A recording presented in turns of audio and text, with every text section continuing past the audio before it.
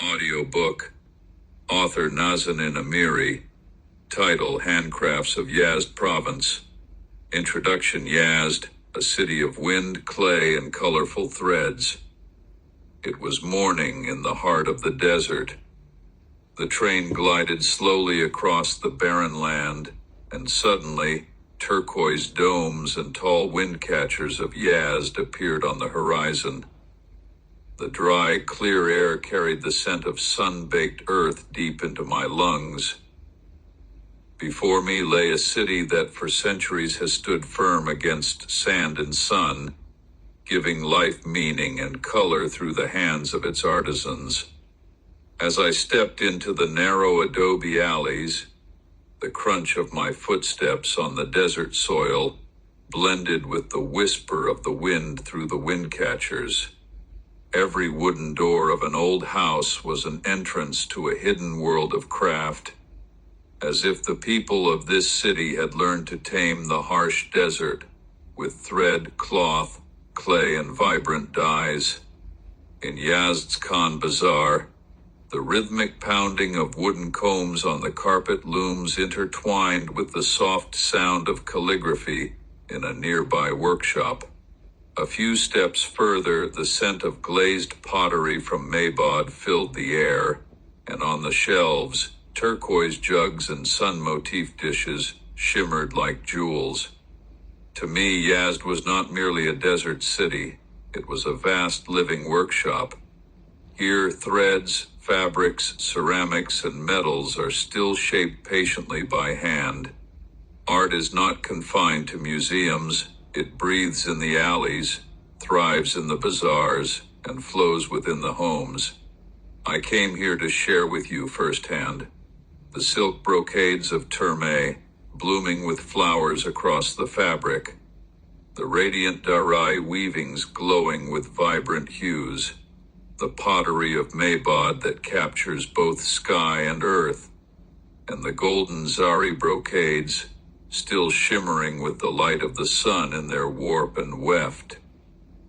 This travelogue is the story of touching the desert through its arts, the story of a city that, for 1,000 years, has woven poetry with its hands amidst sand and wind.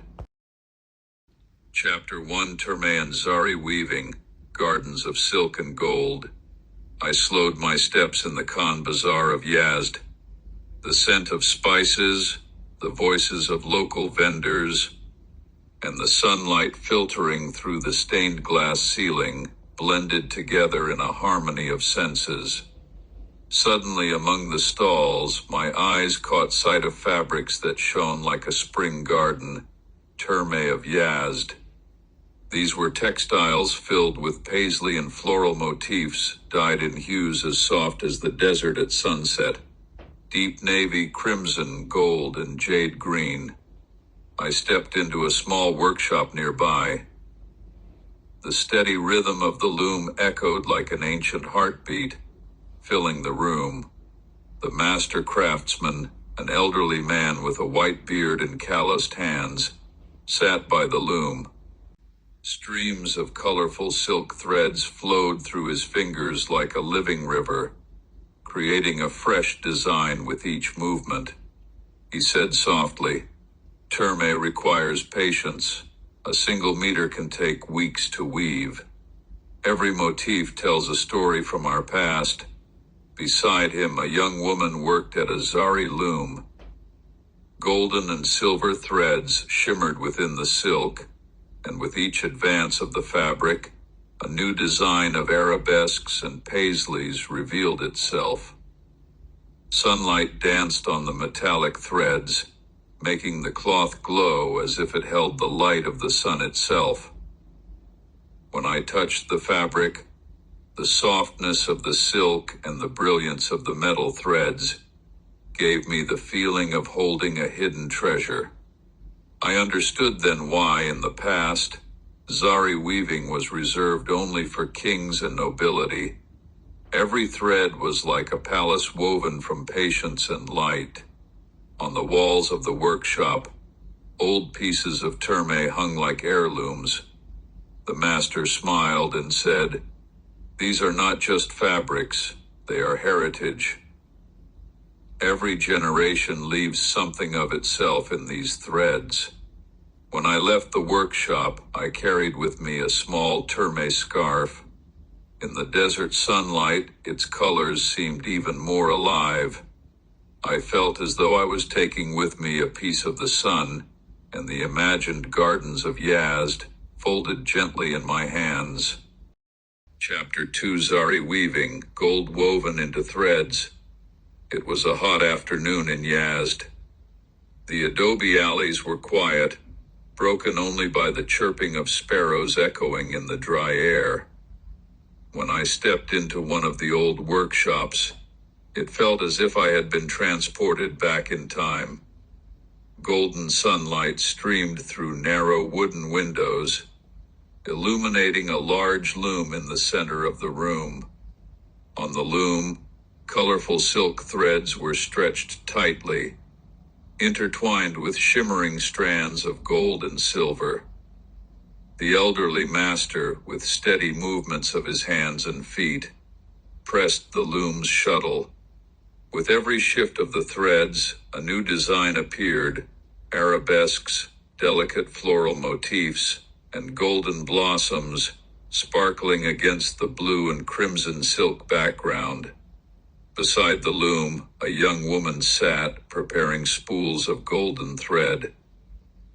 The shine of the metallic fibers in the sunlight was so dazzling it caught my eyes. I asked the master, "How long does this take?" He smiled and replied, "Zari weaving requires patience. A single meter may take weeks. That is why in the past, it was always reserved for the garments of kings and nobles." On the shelf above, finished Zari fabrics were neatly stacked, some destined for grand curtains, others for bridal robes, and some ordered by museums. When I laid my hand upon one of them, the softness of the silk combined with the raised texture of the golden threads gave me a strange sensation, as though I was touching history itself. Even today, Zari weaving in Yazd lives on. Though few masters remain, every thread still shows that art can be luxurious yet enduring, telling a timeless story of the grandeur of both yesterday and today in Iran. Chapter 3: Pottery and Tiles of Yazd, Earth Transformed into Sky. Early in the morning, when the cool desert breeze still lingered in Yazd's clay alleys, I came upon an old workshop. The air was filled with the scent of damp earth and fresh glaze. Inside, I saw a potter at his wheel, his hands coated in clay as he shaped a simple bowl. The soft soil spun gently beneath his fingers, gradually rising into delicate walls. He told me, "These clays are taken from the soil around here. It is only when they go into the kiln that they truly come alive and reveal their real colors." On the shelves, pottery gleamed with olive green, earthy brown, and turquoise blue glazes. In one corner, a large kiln glowed, its heat filling the space, accompanied by the crackle of fire within. A deep-rooted history. Pottery in Yazd has a history stretching back 1,000 years. During the Ilkhanid and Timurid periods, the city was a major center for glazed ceramics. The turquoise and lapis blue tiles of Yazd hold a special place in Iranian architecture. Just look at the Jame Mosque of Yazd, where brick and earth merge with geometric tile work to reach toward the sky. In the Safavid era, Yazd became one of the leading producers of mosaic and half-rang tiles. Many of the city's mosques and historic water reservoirs are still adorned with these works. The turquoise of Yazd has always symbolized serenity and eternity, a color that seems to rise out of the desert to remind one of cool waters and the vast heavens above. beauty, and daily life. In Yazd's bazaar, simple glazed pottery appears in countless forms: bowls, jugs, and decorative tiles. Many travelers take home a turquoise tile or a small earthenware jug as a keepsake, a fragment of desert soil transformed by fire and the potter's hand into something timeless. As I left the workshop, I bought a small glazed tile with a star-shaped design. Under the desert sun, its blue shone like the sky of Yazd. I felt as though I was holding a piece of this land's 1,000-year-old history in my hands. Chapter 4: Sharbafi and Darai Bafi, Traces of Light Woven in Thread. It was a summer evening in Yazd.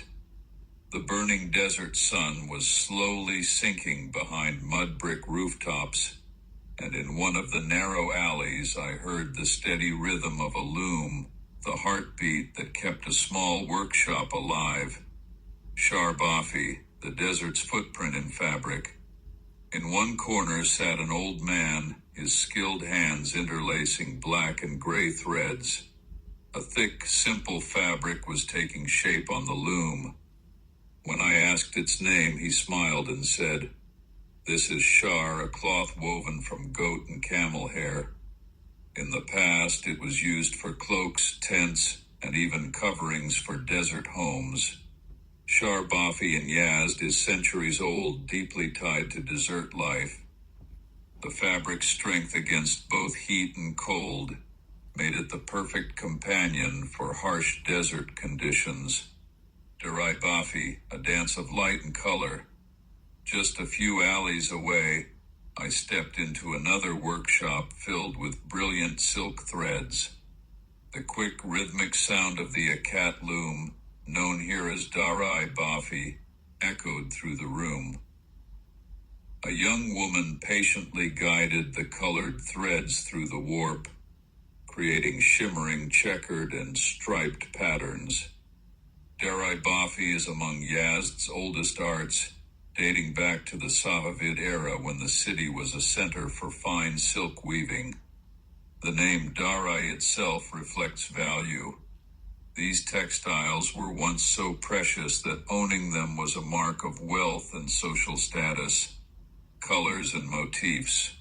The dyes used were traditionally natural: madder root for red, indigo for blue, walnut husk for brown. The patterns were geometric and bright: squares, diamonds, and stripes that glowed under the desert sun, linking past and present. Today, both Shar and Darai Bafi still live on in Yazd, one serving traditional needs, the other adapted into clothing, tablecloths, scarves, and even modern bags and shoes. Many foreign visitors buy Darai as a unique souvenir, a fabric where light and history seem to be captured in every thread. When I left the workshop, I carried a small Darai shawl in my hands. Its colors glimmered in the evening light, and all the way back to my hotel, I kept thinking about this centuries-old art, how it continues to weave sunlight and memory together in the heart of the desert. Chapter 5: Karbafi and Givabafi, Practical Simplicity in Yazd's Alleys. In one of the narrow lanes of Fahadan, the steady tok-tok of a loom drew me toward an old house. Inside a bright room with a low ceiling, a large wooden loom stood in the center. A middle-aged woman, her hands moving swiftly and precisely, was weaving white and colored cotton threads together. Karbafi, simple yet authentic fabrics. On the loom, a striped fabric with delicate motifs and soft colors slowly took form. She explained, "Karbafi is used for traditional clothing, bedspreads, covers, and curtains. It's all woven with cotton thread, sometimes with natural silk mixed in. When I touched the newly woven fabric, its cool softness reminded me of desert summers. Its beauty lay in its simplicity without extravagance, much like Yazd's sun-baked earthen alleys. Give a Bafi, the desert's lightweight shoe. Later, I stepped into a small workshop on the edge of the bazaar. Men and women sat together, surrounded by balls of white thread and pieces of leather. With small hooks, they crocheted the uppers of Gia shoes, later fastening the leather soles with tiny nails. One of the men smiled and said, "Giva is the best shoe for the desert. Light, cool, and sturdy. Your feet can breathe in them." On the shelves, pairs of Gia in shades of white, cream, and brown were neatly arranged, some plain and rustic, others decorated with fine, colorful patterns, giving them a feminine charm. A moment of simplicity. When I left the workshop, I carried a pair of white Gia. As I walked through Yazd's sunlit alleys, I realized these shoes weren't just made for walking. They were made for feeling the desert beneath one's feet and for embracing the simple rhythm of life itself. Chapter 6, Hazir and Silver. Stories from village hands in Yazd Bazaar. One hot summer morning, as the desert sun slowly lit up Yazd's mud brick alleys, I set out toward a nearby village. A dry breeze passed through the palm groves, carrying with it the scent of freshly cut date palm stalks. In a clay courtyard, several women sat weaving the palm stems with practiced ease. Their fingers moved swiftly and surely, turning the yellow and brown fibers into baskets and floor mats. One of the women said, "This craft came to us from our mothers and grandmothers. In the past, our whole lives relied on hazir, from table mats and fans to the walls of village houses." The gentle rustling of palm stalks created a quiet rhythm in the silence of the village. When I held a woven fan in my hand, it felt as though I was touching a fragment of the desert's simple yet profound history. But Yazd is not only the land of woven palm leaves, it is also bound to silver and rings. That very afternoon, I entered Yazd's bustling Khan Bazaar. Among the shops filled with light and sound, glass cases gleamed with the shine of silver rings that caught my eye. Silverwork and ring-making, the desert's jewelry. In one shop, an elderly master craftsman sat with a magnifying glass in hand, carefully setting a deep red Yemeni agate stone into a silver ring. The delicate rasp of his file against the metal filled the room like a soft whisper. When I asked how long this craft had been practiced in Yazd, he explained, "Since the Safavid era, Yazd has been a major center of silversmithing. Caravans coming from India and Yemen brought precious stones such as agate and turquoise. Here artisans shaped the silver and crafted rings and jewelry that are still famous today. On the shelves, rings with red, green, and blue gemstones were neatly displayed. Some were minimalist and plain, while others were covered with intricate floral motifs and tiny inscriptions, the bond between earth and metal. That day, between the humble palm weaving of the village and the dazzling silver rings of the bazaar, I noticed a single thread in common: the hands of Yazd's artisans. Whether it was a village woman weaving dry palm stalks into life, or a silversmith turning a sliver of metal into a radiant ring, both carried forward centuries of tradition. When I left the bazaar, I held a small woven basket and a Yazdi agate ring in my hands. One was a keepsake of the desert's earth, the other of its fire and metal. Together they told the enduring story of Yazd's spirit. Chapter 7: Journey into Yazd's towns and villages. Stories of color and clay. On a sunny morning, I set out from Yazd to explore its surrounding towns and villages, each one carrying a piece of the province's identity through its crafts. Maybad, capital of turquoise pottery. In Maybad, the first thing that caught my eye was the turquoise and yellow glazed bowls and jugs. This city is among the oldest centers of pottery in Iran. Excavations have uncovered glazed pieces dating back to pre-Islamic times. Even today, small workshops still use old wheels to create vessels that seem to breathe history. Artican, desert carpets and pottery. Artican, with its vast deserts, hides workshops of both carpet weaving and simple pottery. The carpets often bear local and traditional motifs, unpretentious yet warm and heartfelt, much like the people of this land. Aberku, wood carving and tribal carpets. Aberku, home to the 4,500-year-old cypress, also carries the fresh scent of carved wood. Artisans here engrave intricate patterns on walnut and beech, shaping Quran stands and delicate chests. The carpets and tribal kilims woven here are equally famous, their lively colors captivating the eye. Bafk rural rugs and mats.